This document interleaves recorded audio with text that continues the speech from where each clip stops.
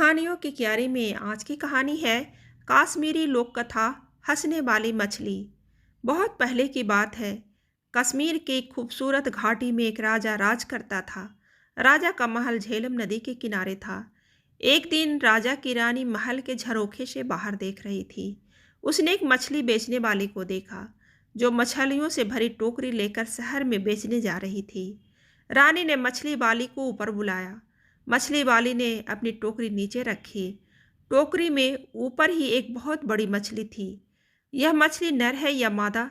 अगर मादा होगी तो मैं ले लूँगी, रानी बोली। रानी का इतना कहना था कि मछली जोर से हंसी और टोकरी में नीचे चली गई। रानी और मछली वाली दोनों मछली के हंसने से डर गई। मछली वाली ने जल्दी से टोकरी उठाई और वहाँ से चल दी। रानी सोच में पड़ गई। मछली को हंसते हुए न तो कभी देखा था न सुना। जरूर यह कोई विशेष मछली है। जब तक मछली के हंसने का रहस्य पता नहीं लगा लूँगी, मैं चैन से नहीं बैठूंगी।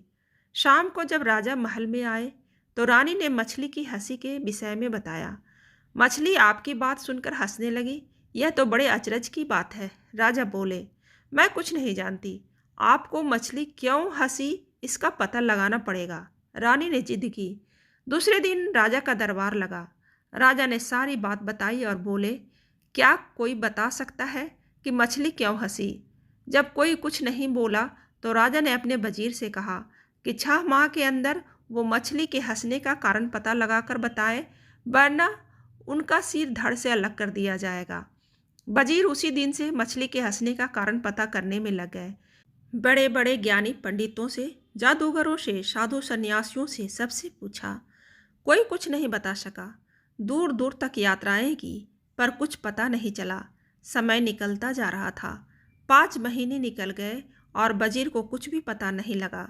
उन्हें अपनी मृत्यु सामने दिखाई दे रही थी। उन्होंने अपने बेटे सुलेमान को बुलाया और कहा, बेटे, मुझे तो 1 महीने के बाद मरवा देगा राजा। कहीं राजा का क्रोध तुम पर भी न उतरे, इसलिए तुम यहाँ से चले जाओ। सुलेमान अपने पिता से बहुत प्यार करता था। वह बोला, मैं आपको अकेला छोड़कर नहीं जाऊँगा। वजीर ने उसकी एक न सुनी और समझा बुझाकर सफ़र पर भेज दिया। सुलेमान दुखी मन से बिना सोचे समझे जो रास्ता मिला उसी पर चल दिया। चलते चलते रास्ते में सुलेमान को एक किसान मिला। किसान शहर से सामान आदि खरीदकर अपने गांव जा रहा था। सुलेमान ने सोचा, एक से भले दो। वह भी किसान के साथ चलने लगा। थोड़ी दूर चलने पर सुलेमान बोला, देखिए, चलते चलते हम दोनों थक गए हैं। ऐसा करते हैं कि आधे रास्ते आप मुझे लेकर चलिए और आधे रास्ते मैं आपको लेकर चलता हूँ। इस तरह से रास्ता आसानी से कट जाएगा। किसान उसकी बात सुनकर अचकचा गया। आधे रास्ते यह मुझे लेकर चलेगा और आधे रास्ते मैं? कैसी बेवकूफ़ी की बातें कर रहा है। किसान ने सोचा और चुपचाप आगे बढ़ता गया। थोड़ी देर में वे एक पहाड़ी के ऊपर थे। नीचे झेलम नदी की पतली धार दिखाई दे रही थी और ऊपर देवदार के पेड़ों का जंगल। दोनों एक पत्थर पर बैठकर सुस्ताने लगे। सुलेमान ने जेब से एक चाकू निकाला और उसे किसान को देकर बोला, आप यह चाकू संभाल कर रखिएगा। जंगल से 2 घोड़े ले आइए और हाँ, चाकू संभाल कर रखिएगा, बहुत कीमती है। चाकू लेकर मैं जंगल से घोड़े पकड़ लाऊं। यहाँ इस पहाड़ी पर घोड़े? या तो यह खुद पागल है या मुझे पागल बना रहा है, किसान बड़बड़ाया। थोड़ी देर में फिर से दोनों चल दिए। कुछ देर बाद दोनों एक खेत में पहुंचे। खेत में पकी हुई फसल कटने के लिए तैयार खड़ी थी। कितनी अच्छी फसल है, किसान फसल देखकर बोला। हाँ, वह तो है, पर पता नहीं फसल खा ली गई है या बची है। सुलेमान ने जवाब दिया, खा ली गई है? क्या मतलब है तुम्हारा? देख रहे हो फसल अभी कटी नहीं है और तुम कह रहे हो खा ली गई है, किसान गुस्से से बोला। मैंने तो यूं ही कह दिया, सुलेमान बोला और वे फिर अपने सफ़र पर चल दिए। अब वे एक फूलों से भरी घाटी में पहुँचे। घाटी के एक ओर छोटी सी नदी बह रही थी। नदी के पार पहाड़ी थी जिस पर एक गांव दिखाई दे रहा था। किसान ने अपने जूते उतारे, पजामा ऊपर खोसा और नदी पार करने लगा। नदी अधिक गहरी नहीं थी, पर धार बहुत तेज थी और तलहटी में ढेर सारे बड़े बड़े पत्थर थे। नदी पार करके किसान मुड़ा तो उसने देखा कि सुलेमान जूते पहने हुए ही नदी पार कर रहा था। सचमुच में ये पागल है, किसान ने सोचा।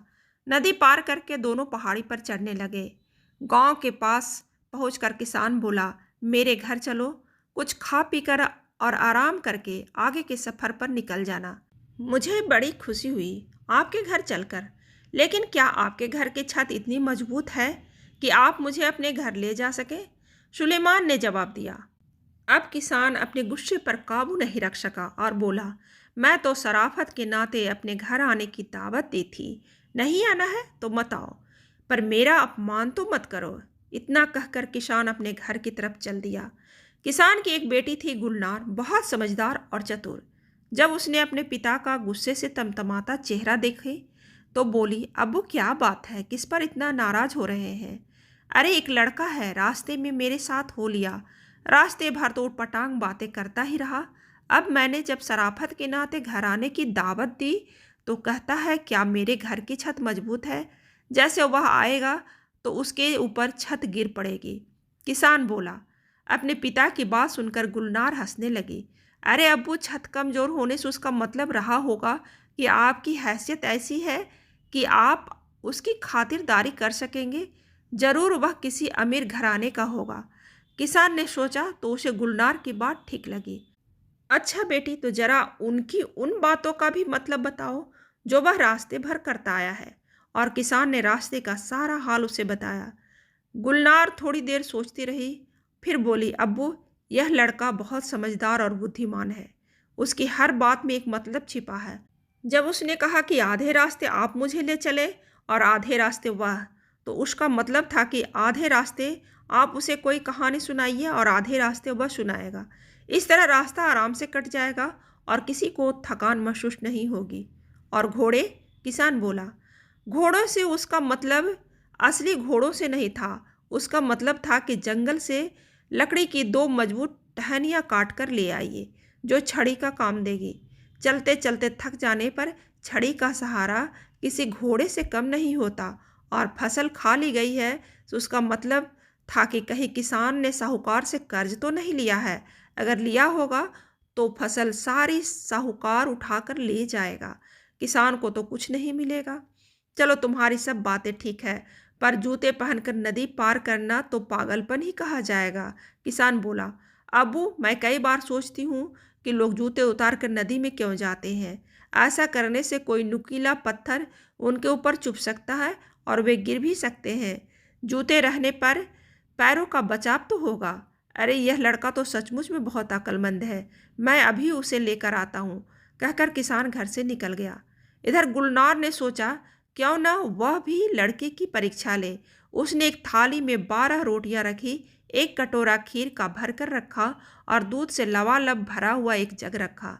थाली नौकर को देकर बोली, यह थाली सुलेमान को देना और कहना कि साल में 12 महीने होते हैं, पूरे चांद की रात है और सागर में पानी लबालब भरा है। नौकर लालची था। उसने सोचा अगर मैं थोड़ा खाना खा भी लूँ तो लड़की को क्या पता चल सकेगा। उसने एक रोटी खीर के साथ खा ली, फिर जग में से थोड़ा दूध पी लिया। फिर उसने जाकर थाली सुलेमान को दे दी और गुलनार का संदेश सुनाया। सुलेमान ने थाली रख ली और नौकर से कहा, आप अपनी मालकिन को शुक्रिया कहिएगा और कहिएगा कि साल में 11 महीने होते हैं, आधे चांद की रात है और सागर में पानी लबालब नहीं है। नौकर ने आकर गुलनार को सुलेमान का संदेश सुना दिया। गुलनार समझ गई कि नौकर ने थाली में से खाना खाया है। नौकर ने मान लिया कि उसने चोरी की है। यह बात तुम्हें कैसे मालूम पड़ी? नौकर ने थाली में से खाने की चोरी की है। किसान ने पूछा। अबू, मैंने 12 रोटियां रखी थी, मतलब साल में 12 महीने। कटोरा भरकर खीर का था, यानी पूरे चांद की रात। और सागर में लबालब पानी का मतलब जग दूध से भरा है। सुलेमान ने कहलवाया, साल में 11 महीने हैं, मतलब 11 रोटियां। आधे चांद की रात मतलब आधा कटोरा खाली और सागर में पानी कम है, मतलब दूध जग में कम है। वाह, तुम दोनों का जवाब नहीं, किसान बोला। शाम को सुलेमान आया। खाना खत्म होने के बाद गुलनार ने सबको कहवा दिया। कहवा पीते पीते सुलेमान ने अपने पिता और मछली की हंसी के बारे में बताया और बोला, अगर जल्दी ही मछली की हंसी का रहस्य नहीं सुलझा तो मेरे अबू की जान चली जाएगी। क्या आप कुछ मदद कर सकती हैं? गुलनार चुप होकर थोड़ी देर सोचती रही। कुछ देर में उसके होठों पर मुस्कान आ गई। चलिए मैं भी आपके साथ चलती हूँ। मछली के हंसने का रहस्य मैं राजा को बताऊंगी, वह बोली। सुलेमान गुलनार के साथ उसी वक्त अपने नगर की तरफ चल दिया। उसके पिता चिंता के मारे खाट से लग गए थे। सुलेमान को देखकर बोले, तुम क्यों आ गए? मैंने तुम्हें आने से मना किया था। अब्बू, आपकी चिंता खत्म हुई। गुलनार मछली की हंसी का रहस्य समझ गई है। आप हमारे साथ फौरन राजा के पास चलिए। क्यों वजीर? मछली क्यों हंसी? कुछ पता चला? राजा ने पूछा। हाँ महाराज, इसका उत्तर यह लड़की देगी। वजीर बोला। महाराज, आपके महल में एक पुरुष स्त्री के भेष में रहता है। यह बात उस मछली को पता थी, इसलिए वह हंसी थी। गुलनार ने बताया। हमारे महल में पुरुष? असंभव। राजा बोला। महाराज, अभी इसका फैसला हो जाता है, गुलनार ने जवाब दिया। अब उसने एक बड़ा सा गड्ढा खुदवाया, फिर महल के सारे दासियों को उस गड्ढे में कूदकर पार करने के लिए कहा। कोई भी दासी उस गड्ढे को पार नहीं कर सकी, सिवाय उस दासी के जो असल में एक पुरुष था।